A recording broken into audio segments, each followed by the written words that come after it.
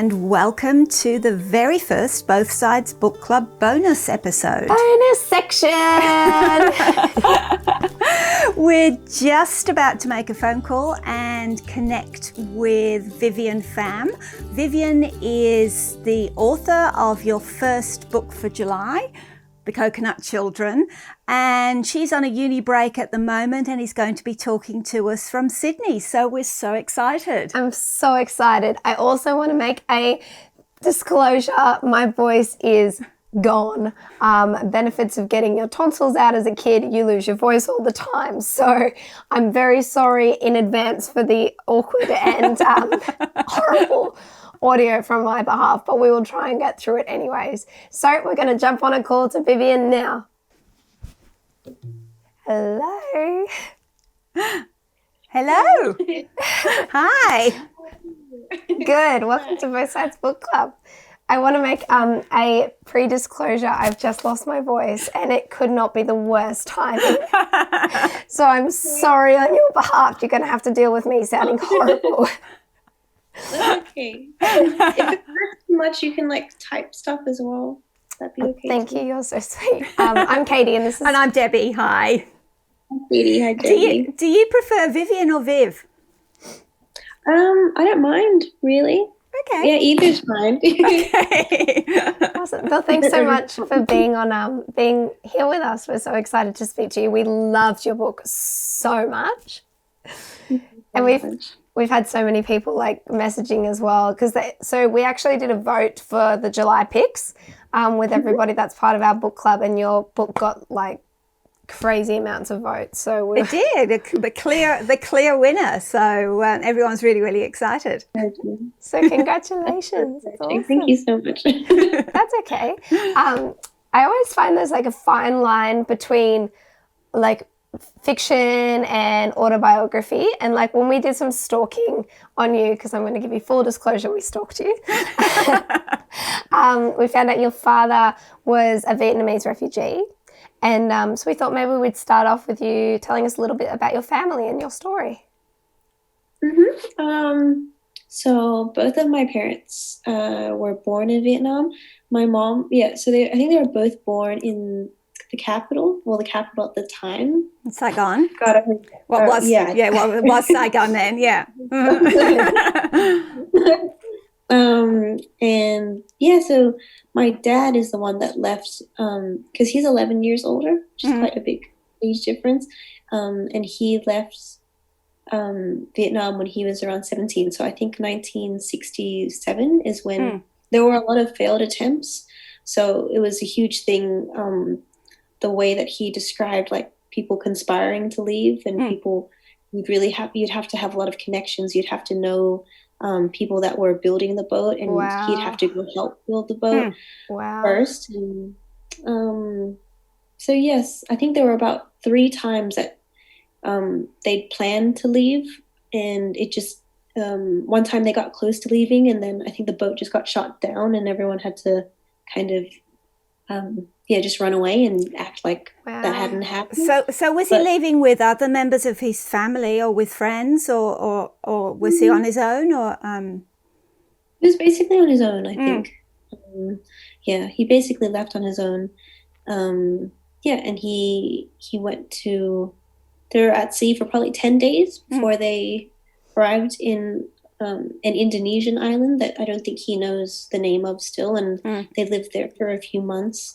And then I think they were discovered and taken to a refugee camp. He lived there for another few months. And then after about a year, I think he got on a plane to America. And then he grew up in California for the rest of his...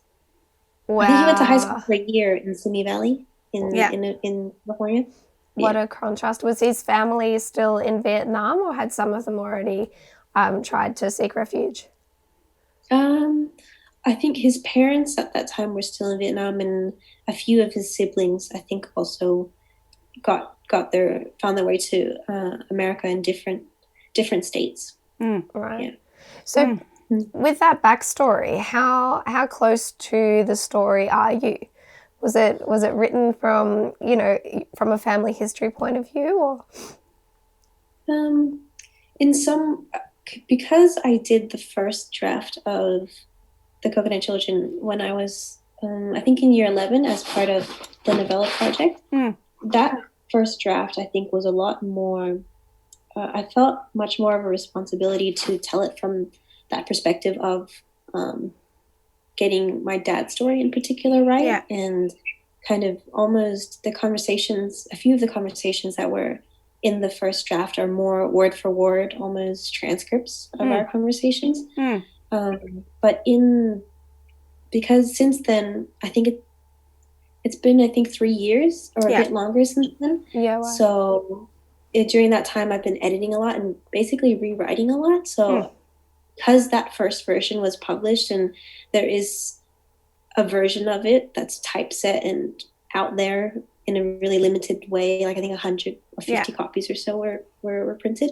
Because I was able to do that, I felt much more freedom to fictionalize it a lot, and really explore it from the perspective of a child remembering something that they weren't present to remember, like something that had happened before they were born, instead of that family history thing. So I wouldn't. There are aspects of it that are autobiographical, but I think this version is much more takes much more liberties with it. Did you find that process freeing? I know, like because I work as doing film directing and also photography, and I'm always putting together stories, and I feel like the best stories for me, or the ones that are easier to navigate, are the ones that are like similar, close to an experience that I've lived or I've witnessed or experienced. But in the same breath, it's like can sometimes be really freeing to like look at it from a fictitious point of view, or like take away the barriers that you put upon yourself, like you remove yourself a little bit. Was it a freeing process to like fictionalize it a little bit?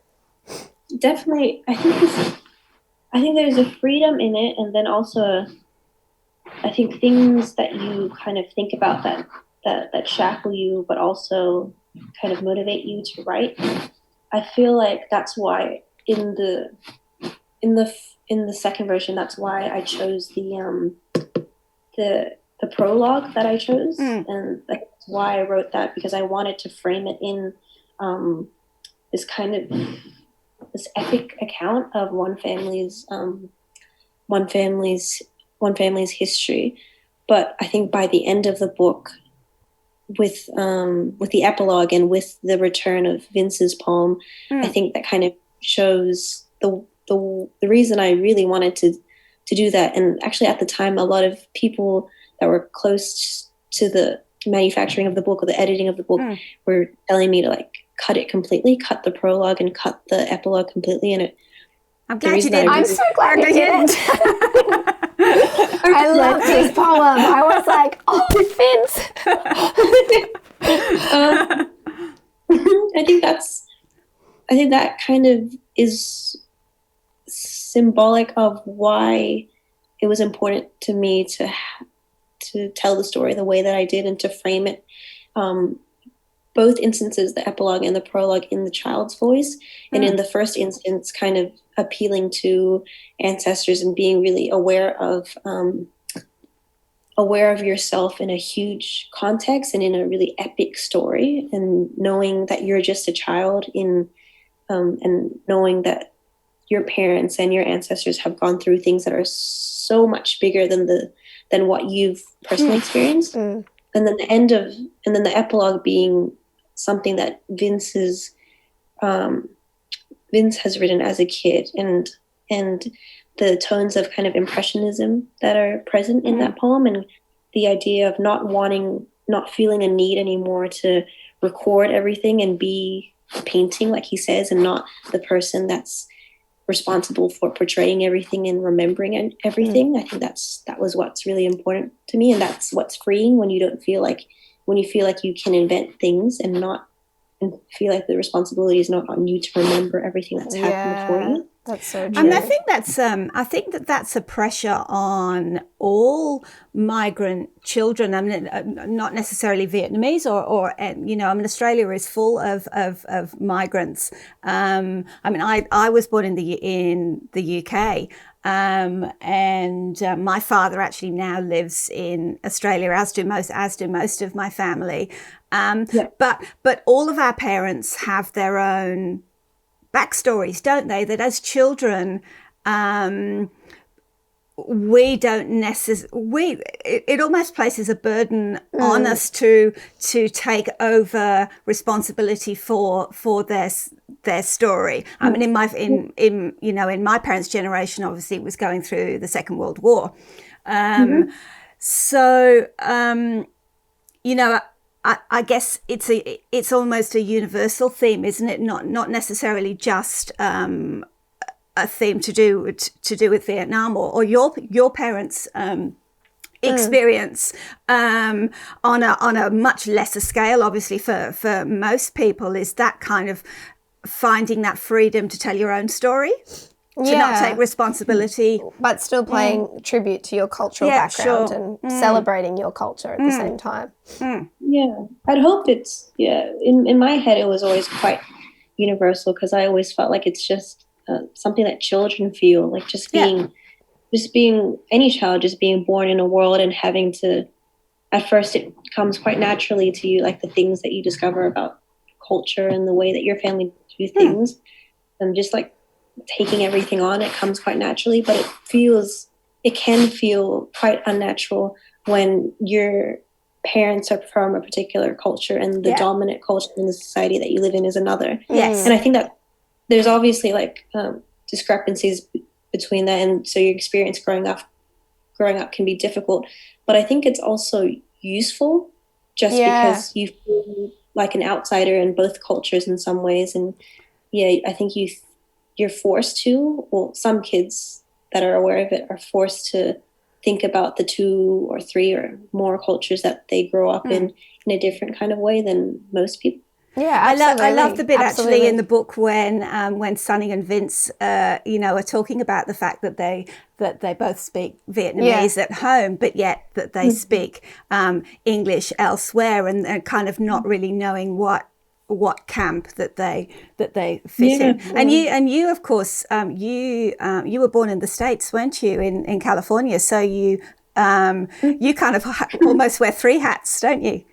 Yeah. I think it's strange, and I think that's to do with family, but I think it can also be your interests, because if I didn't grow up watching so many movies with my sister and my dad, like if every week we didn't go to Video Easy every week to rent movies, especially like really bad American comedies during that time as an 8-year-old, like we watched like a lot of Will Ferrell when we were like children. What was your favorite? Probably, I remember Talladega Nights really well. And Land of the Lost. Oh, yeah, that's a good one. It's so inappropriate for like 11-year-olds. I'm pretty sure I watched it at 11 too. You're not the only one. Yes. Sorry, what did you say? I said you're not the only one. So I think, just the things that the movies and the books that you read growing up, I feel like they can forge a huge connection to culture. Like even a lot of people grow up watching anime, and they feel, and they don't have to be Japanese necessarily, but they can feel a really strong connection to that culture and imagine that they kind of I definitely think that's true, because when I was born in New Zealand, but we kind of lived all over the place in England and Canada, and when I came to Australia, like I'm not rapping on Mum, but we watched lots of musicals, and like I remember coming to school like having this big knowledge of musicals and all of this and all this, and these Aussie kids were like, who's my fair lady? And like and I was like, oh, look at my British culture. It was so funny. So you watched a lot of British musical theatre growing up? Or- Yeah, pretty much. British, but also the old Hollywood movies. Okay. Yeah, and Fiddler on the Roof, Yeah, and South Pacific, and My Fair Lady, and all of those good sing along, and of course Sound of Music, Which I feel all those like good sing along. my Australian friends did not watch. That's so interesting. Yeah.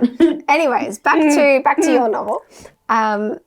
So I wanted to ask you or talk to you about you starting writing fan fiction when you were a tween, and the reason that I love this is that We love this about you. My other daughter, Maddie, was such a big fan fiction writer. So she started with Harry Potter, and then it went to Twilight, and for years and years and years she wrote fan fiction, and then she started to do her own anime, and That's awesome. Maddie sounds awesome. She's very awesome. She's in Melbourne at the moment.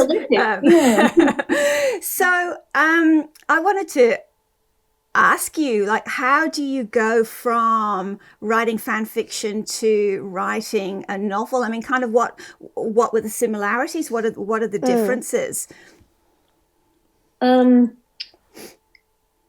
So the way I wrote fan fiction was I wrote basically exclusively. I started off with One Direction fan fiction. That's what I would write at first. No shame. I love Harry Styles. He's amazing. I would love him to come on the episode. Please get him somehow. Hello, Harry Styles. We have Vivian here. So my first fanfic. It's still up. It's still up on onedirectionfanfiction.net. Have you sent it to Harry? You so should. No, I think that was a Harry one. And I wrote that first, and I think what motivated me was, I don't know, it was just so intense. Like, as a fangirl, when you write, just the way that you write is just so it was really similar to the way that I wrote the Coconut Children, because it felt really confessional and very raw at times, and I felt frantic as I was writing both. I always felt like I just felt really zealous the whole way for fan fiction and novel writing. I think that was a common strand between the two. And I think also the way one of the tropes in fan fiction writing is kind of blowing things out of proportion, especially physical descriptions. And I think that really affected my portrayal of Vince. And I thought it was really true of the way that I saw Harry, and the way that I really wanted to describe his features and his otherworldly beauty, sculpted cheekbones, and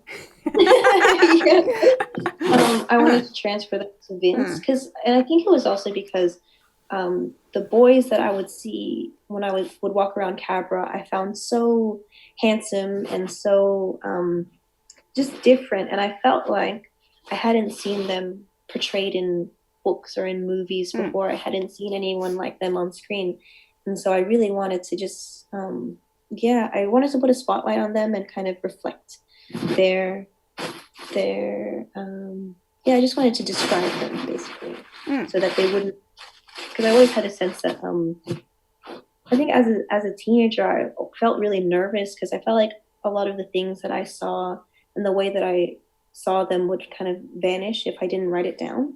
So I think that's part of the frenetic energy behind a lot of my writing in fanfiction writing and in the Coconut Children. And I thought that reflected Sunny's youth a lot, like the way that she sees boys is so distorted because she's kept from them and she goes to a girls' school. So I wanted to keep that. And also just because I wrote the Coconut Children as part of a program every week, I would try to write a new chapter and try to show people and to kind of, because they were always really excited, Bilal and Richard, the storyteller in chiefs there. And it was the same thing online as well when you publish on like Wattpad or a fan fiction site. They're really, really eager and instant feedback. Instantaneous feedback. Yeah. People that want me to keep going, and I think that's really. I think it's harder to write when I was writing for myself a lot too, but I think it's hard to keep the motivation when there's no one else there. So that was really. So we've talked a little bit about your family and your background and how that sort of informed Coconut Children a little bit. But essentially, like if we strip all that back, where did the idea come from for the Coconut Children? Where did that come from? So the idea for the plot basically came from a relative that I know, and I wanted to base Vince off of him. Yeah, and he's just quite a bit older than me, so he lived during that time, so during the 90s, and I didn't really get much time to speak with him when I was younger. I didn't, but when I was a teenager, when I started writing the book, I really wanted to know more about him and more about what it was like growing up at that time. And I think it also came from just being in Cabramatta and going there every week with my family. And kind of, there was always a backstory to Cabramatta that I'd never experienced. All the, its reputation of being a place where people could get drugs was foreign to me. Well, it wasn't foreign, but it was like a memory of a memory. And I'd never experienced that. So I kind of just wanted to find out more about it and, more of how it was portrayed in the media and stuff. Yeah. So I think that's where, but I think the main idea of the story was just my image of Vince and wanting to tell a story about him.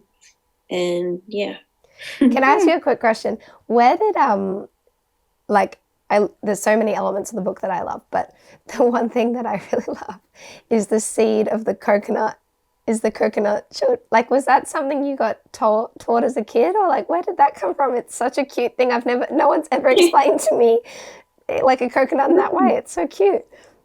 I don't even know if it's like scientific, but it's it's what my dad told me, like probably the year I'd already been writing the story. I'd already been writing the Coconut Children, and it was just one day in the garden when I was with my dad, and he just told me that. And as soon as he said it, I knew that was the title. Had to go into the book. Yeah, it's so cute. The day I finished your book, I went down to my local beach, and there's no coconut trees at all, like on our beaches. I think it's too cold where we live. And there was a coconut child on the shoreline. I was like, yes! I ran up to my boyfriend and I was like, look, a coconut child. It's so cute. I had to Google it a lot. It's so cute. It's so cute. So you forever changed. I'm going to forever tell everybody that if you see a coconut on the beach, it's a coconut child. So cute. How big was it? Was it quite big? Not really, like this size. No, because I've only Googled it and seen so it. like a hand size. Well, for the audio, I have really I have really small hands, so I would say a big man's hands. A big man hand. Okay. Tiny hands. So do you want to talk a little bit about the American English writers and? Yeah, I mean, I was because as Catie said, we did a little bit of research on you and stalked you where we could, a couple of articles or interviews that you'd done with the print media. They quoted you as saying that you found English classes stilted at school.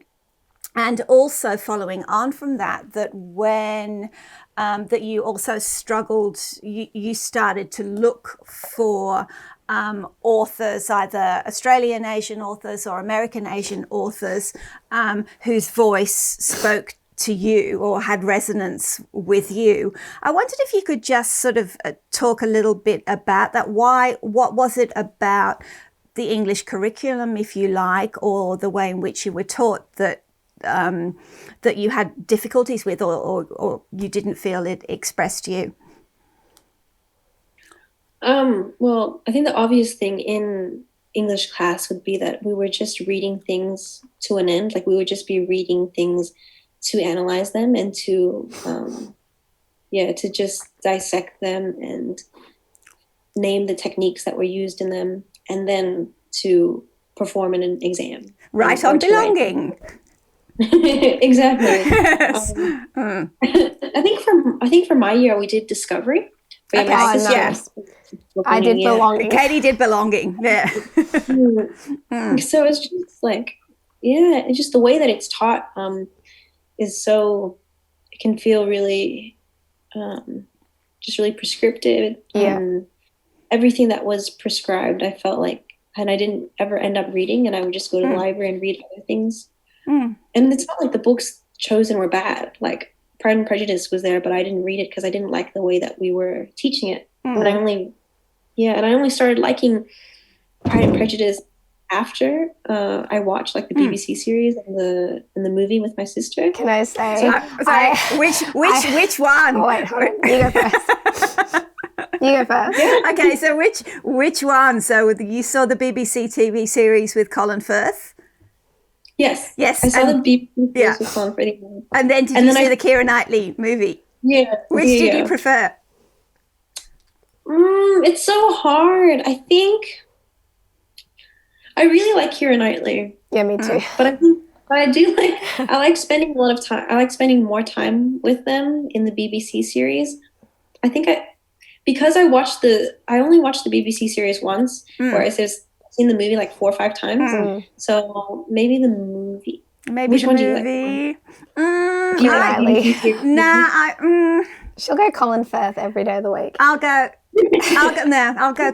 Colin Firth. But I also like the actress who played Elizabeth. I think better than. I mean, I love Keira Knightley's movies, but I do. Yeah, I still think I'm going to go with the series. But what I wanted to say is I totally get you with the curriculum. Like when we did belonging, we had to read Frankenstein. And it wasn't until I was an adult that I actually enjoyed the story of Frankenstein, because when I was getting taught at school, I felt like it was just so exactly what you're saying, like so, what's the word, like scripted, and so you have to analyze everything. I actually don't tell my English teacher, but I didn't even read it. I just got the children's book out from the library, flipped through so I knew the story, and then Googled a whole bunch of articles on it, and I was like, sweet, done. But I know what you're saying. It's difficult, I think. It doesn't give you time to sit with the book and to really appreciate it. Yeah. I think, whereas when you go, kind of when you get to choose and you get to watch the films first, or just have some sort of appreciation for the context that it's set in and why it's important, I think that's really helpful. But things are changing. I think they did a review of the English syllabus, and now I think they're talking about change, like getting rid of the exams altogether or something, or for the HSC. Oh, really? For the HSC English, and kind of introducing a component like Extension 2 where you get to work on your own thing, which I think will be really helpful for high school students. Yeah. Yeah. I think it's such a shame, isn't it, that school does put people off English and literature. There are so many people that come out and go, I'm never going to read a book again. And some of them never do, but often it's much later that people do discover that, hey, I actually like reading. And encourage you to, like, when they really do like reading, I feel like you get that encouragement to read stuff that you wouldn't have read at school. Like I absolutely loved your story, and like for me, hearing a point of view like that was so valuable to me. It was so nice to read something that still felt very Australian, and I still felt in a way that I could relate to it. Like I don't know, with some of the snacks that they were eating and like going to Macca's car park and stuff, I was like, oh yeah, totally felt that. But it was really refreshing as well to read a story from a Vietnamese boat refugee point of view. It was nice. I wish there were more stories. So, Thank you. So what about we'll go back to this kind of the second part of that question, if I can, in terms of you looking for an experience and a voice that spoke to you. Did you find it? Not really. Like you kind of, I think because you're kind of taught about your identity as a Vietnamese Australian as a young person. So you kind of type in those words into Google and hope it'll reveal something about yourself that you didn't know. So I would look up like Vietnamese Australian writer or Vietnamese American writer or like important Asian Australian books and hope that, it would tell me something about myself that I didn't know. I never really found that. I think the things that really, and I don't know why, maybe I put too much pressure on them to like put too much pressure on Asian writers in the diaspora to just show me my identity in a way that I would understand. But I never really found that. I found much more things that inspired me was spoken word poetry. I found, and specifically this one poetry collective called The Strivers' Row, based in Harlem, New York. And those poets, to me, and they were writing about things that I did not know about at all. I did not, because I think all of the poets are Black Americans. So they were writing about, out of a completely different tradition to me, but one that felt just really inspiring and optimistic, but also very able to deal with really traumatic histories. And I thought that I found so much inspiration in a particular poet named Miles Hodges, and he's the one that introduced me to James Baldwin, who's like my favorite writer ever. So I feel like it's just quite typical to kind of look at yourself and try to divide your identity into keywords and stuff like that, and hope that you'll find other people with a similar identity. But it doesn't always work out that way, and it's not always the case that you can relate to them and their experience in the way that you hope to. So I think, and I think fan fiction was important to me as a way to write, but stylistically, spoken word poetry and the spoken word poetry boom and slam poetry competitions that came out of America were incredibly important to me as a writer. And I was just thinking a lot about this oral tradition of storytelling. And so when I was writing The Coconut Children, I think I felt a lot of freedom to experiment a lot with like wordplay and to just like go on and describe things in ways that I hadn't seen things described before. And I felt like it can sometimes be like thought of by critics as unwieldy or too flowery and stuff. But I feel like that's what watching a lot of spoken word poetry allowed me to do, is to go all out with that kind of stuff and not restrain myself. We were a couple of episodes ago, we were talking to Sophie Hardcastle, who obviously is another Australian author, about her novel Below Deck that she wrote while she was on a scholarship at Oxford University. And she actually wrote it as her term paper, if you like, and every week she had to read a chapter aloud to her professor, which was incredibly intimidating for her, but she also found it very liberating in exactly the same way, because it allowed her to hear the novel. So it allowed her to play with the sentence structure and the vocabulary that she used in a way, that you don't normally get. So I guess it's a similar sort of thing. It's not just a two-dimensional, I'm writing it. It's, it's writing to appeal to any number of the senses. And I feel like when when you were describing the things like the garden and like sitting on the trampoline and like when you're saying like maybe that were too flowery, like actually Mum and I were talking about this in the episode, is that yeah, perhaps maybe, it could be seen that way, but it made you feel like you were Sunny. It made you feel like you were there, like you were transported back to being a teenager, where you do take the time just to like go and pick flowers with Vince, and you like do take the time to actually like stare up and look at the trees and watch how they shift in the wind and all these things, like sitting on the trampoline and like letting the hours just drift by. Like it really transported us. Like I felt like it was a very sensory novel. So thank you, because someone that actually is a visual person, I felt like I was watching it. It was so lovely how it unfolded. So much. That's okay. The other interesting thing we wanted to talk to you about was how the motive of translation between Vietnamese and English, and then also the introduction of Shakespeare in that as well, and sort of what the connection was with understanding language, basically.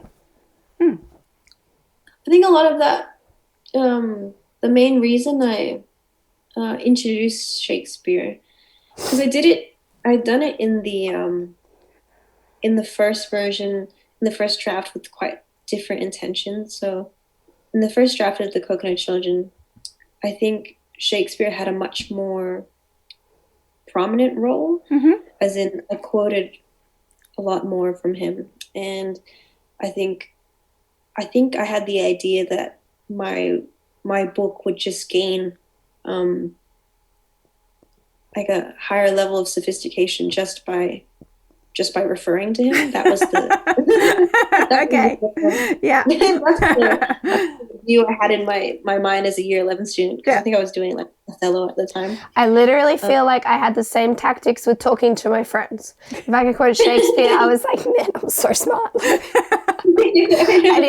did Othello and Hamlet, and I was like, yeah, look at me go. Genius over here. Yeah, and just I thought I was really clever too for choosing, the character of Caliban and stuff, and his obviously the way that like Caliban's been studied by like post-colonial scholars and stuff. But then I think, and at one point, like I also during those 3 years when I was working on it, I also kind of went through a phase where I kind of hated anything to do with Shakespeare, and I hated the pompousness that I thought he represented, and I hated someone that was it was the same language that I spoke. I grew up speaking English, but kind of he has this place in the language that I think every writer envies, but also it kind of also shows you, because I don't read Vietnamese well, right. I think it also showed me the limits that are imposed on me in my own kind of native tongue, because I'm not able to read Vietnamese. I know of the great writers in Vietnamese literature, but I can't read them. So and I am able to read Shakespeare to some degree. So it kind of, it just made me kind of realize a lot of difficulties in my relationship with English and my relationship with Vietnamese. And so at some point I wanted to cut it out altogether and not even to write this book as though Shakespeare had never existed. But you can't really write in English and act as though you aren't influenced in some way by Shakespeare. And I think after I read the essay by James Baldwin called Why I Stopped Hating Shakespeare, that kind of really let me understand my anger a lot, and let me understand why it is that I felt like my experience was never recorded in the English language, and why it was, and it might have been it, but I'd never read anything really like that. Wow, that's real talk. So yeah, I think I think that might be the relationship between it, because reading and writing and speaking in English and not having your experience reflected in that language, or feeling as though it's not reflected in that language, and feeling like how Vince. Do you hear the plane outside my? I can hear something, but it's not. It's okay. Sorry. Yeah, I think that's one of the painful things that Vince feels without really even being able to really articulate it. I think because the things that he's been through, he's never heard spoken before in Vietnamese or in English. So I think being able to, just speak about these things is really important to them. Yeah, and through that experience, then the language comes, doesn't it? I mean, that's what Baldwin was saying, that if it doesn't speak to you, then it could be that's partly your fault. In terms of that, in that it's a two-way thing, that language and experience shape each other. Yeah. Quite deep. I love that essay. It's really important. I think it's as important as Shakespeare. I think high school kids should have it put forward so that if they are bored by Shakespeare, they can understand why, and why they feel the resentment that they might feel towards him. Yeah. Okay. Yeah, I totally get that. So tell us about the relationship between Sunny and, is it Najma? Am I Najma? Right. Because we both found their relationship so like funny and cute and like relatable, and we both felt like we had a best friend that was like very similar to that. So when I wanted a best friend like that. I never had a best friend like that. So tell us about that relationship. Where did that come from? It was so cute. That probably came from my relationship with my best friend, and a few girls because I went to Birong girls, and we were really multicultural school. I think like white people are the minority in our school, so there's lots of Vietnamese, Chinese, Lebanese, Iraqi girls, and so I feel like Sunny, obviously, it was interesting to me having a best friend like that, and also writing Sunny having a best friend like that, because she there's someone that she can compare her life to, and it's not, I think I've seen a lot of other best girlfriends portrayed in some movies before, and there's always, I feel, in a lot of the ones I've seen, there's always a bit of jealousy between the two. And I kind of wanted a friendship where it was just them caring for each other a lot, and being from really different families, but understanding the restrictions that are placed on them. So obviously Sunny has a really strict mom who gets angry for no reason sometimes, and she has quite but Najma kind of comes from a different kind of family where her culture and her religion are kind of bound together, and in some ways it's really restrictive to it's really kind of it restrains her in some way.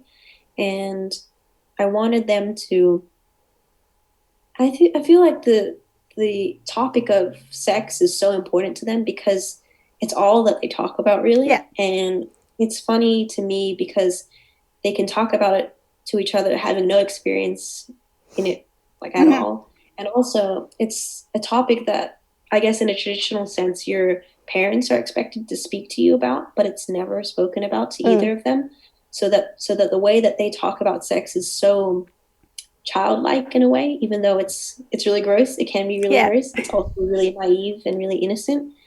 And I did really want to have a relationship between girls like that, where they can talk really candidly, but still, of course, be really shy because of their religious or personal beliefs about the topic. I think Najma's she's probably after Vince, she's probably my favorite character. Me too. And I think it's great hearing you say that, because I think the reason I like their relationship so much is that the stereotype of girls together at school is that element of competition or bullying or not just pure innocence. And enjoying themselves, it's very, very uncommon, I think, to find. It's always like you even had a character in your book. The names escape me. The girl that always flicks her hair, Michelle. Yeah, I feel like it's always depicted that way. Right? Yeah, is that where you're going? Yeah. So I just love the way that they bounced off each other, but in just a purely. Yeah, as you say, in a purely innocent way, but all they talked about was sex. So yeah, I mean, I just thought that was gorgeous. And you can just see so much love for each other, and also their love for their differences in their culture as well, and their respect for that, which I really liked. And the lunch boxes. Yeah, that was the other thing I really related to, was the lunch boxes. Oh yeah. I think it's also really interesting how you brought up Michelle, because I think there was always that element of competition between girls. I didn't want to ignore it completely. And so it is still really, it's embodied by Michelle. But also I found it really interesting how girls can find each other really interesting and evocative. And it's sometimes not even pure jealousy. It's also just wanting to know more about that person. Yeah. I remember I think I wanted Michelle to be that way, because when I was in high school, I remember there being a particular girl, and she's a friend of mine, but I remember finding her just like ridiculously beautiful and pretty, and just wanting to be around her all the time because she was so pretty, and not feeling jealousy at all, just wanting to be around her and know what it was like being there. I found that really interesting as well. How important was it that the book had a happy ending? Because we both were like, surely there's more. Like, we need another. There needs to, sorry, disclosure, but you need to write another one for us, please. Because you are not finished with Vince and Sunny, okay? Whether it's immediately or in 10 years, we need more. No, that's all. That's all, Katie. It was really important, I think, having a happy ending. I think at the time as well, I had like a stack of books on rotation, nearing the end of the editing process and the end of the rewriting thing. And one of the books was Morris by E.M. Forrester. And in his author's note at the end of the book, he talks about how he wouldn't have bothered to write Morris if there wasn't a happy ending, and how in his mind, Alec and Morris, the two main characters, they still, they live in the ever and ever of fiction. And I thought that phrase was really beautiful. Yeah. And that's why I wanted to, end the book on an ambiguous note and slightly optimistic note. Very optimistic. Yeah. Yes. But we definitely need more. Okay. That's my request. Thank you very much. So on that note, what's next for you? I'm writing a screenplay with my sister called Bird Hands Beaver, a Fish Mint Bouquet. And it's also set around this area and more to do with what we were talking about earlier, about what it's like studying English, not just English, but what it's like being a student and feeling the pressures of it, especially in our community. But also it's quite genre shifting, like Parasite. Yeah. So I'm working on this with my sister and trying to write another novel. Amazing. At the same time. And doing university. Yeah, how's that going? I was on break for like, I think a month, but it felt like much shorter. And I think I'm back next week. Okay. Still, what are you guys? Still Zooming? Still Zooming. Yeah. I don't think we'll be back for a while. Yeah. What are you guys doing now? Well, our next book we're doing is The Girl with the Louding Voice by Abby Dare. you read that one? Set in Nigeria. Yeah, it's an English Nigerian author. Yeah. So we're pretty excited to do that. And I think I'm going to stop talking for the rest of the afternoon and go to bed. But that's probably it for us. So we just want to say thank you so much. We really appreciate it, and we've loved talking to you. Absolutely. And if we get Harry Styles, then we'll call you back Immediately. Yeah, please. I heard he did a thing where he read a book for a company. Like he read it out. Like an audio book. Yeah. Oh. No way. Yeah, All right. I think so. So is your request for the Both Sides Book Club to hit up Harry Styles to read your book out? Oh my God, imagine if he read Vince's poem. That'd be so cute. You should email them. You should get your publicist to like email them and say like, hello, this needs to happen, please. Imagine he turned it into a song. Oh, wow. Oh, yes. Oh, yes. That would be... Oh. Okay, we're going to work on that. So good. All right, Viv, we're going to head off now. So thank you so much. And thank you again for writing this book. Congratulations. And we can't wait to read whatever you write next. Thank you so much. Okay. Bye. Bye. Wow, that was amazing. Thank you so much, Viv, for talking to us. We just think you're incredible. What an amazing, amazing young woman. And so inspiring. When you started talking about finding keywords to shape your identity, I just was like, whoa, real talk. So thank you so much for being raw and honest with us. And we hope that everybody listening along felt the same warmth and and what an incredible future. I know. What an incredible future she's going to have. Yeah. And as we said before, can't wait to read what she comes up with next. So thank you everybody for picking The Coconut Children. You picked the winner. So just a little reminder, our second book for July is The Girl with the Louding Voice by Abby Dare. So get stuck into it, and we'll look forward to talking with you about it very soon. All right, guys. We'll see you soon. Happy reading. We hope you enjoyed watching this episode. If you did, please leave us a comment below. We'll see you soon.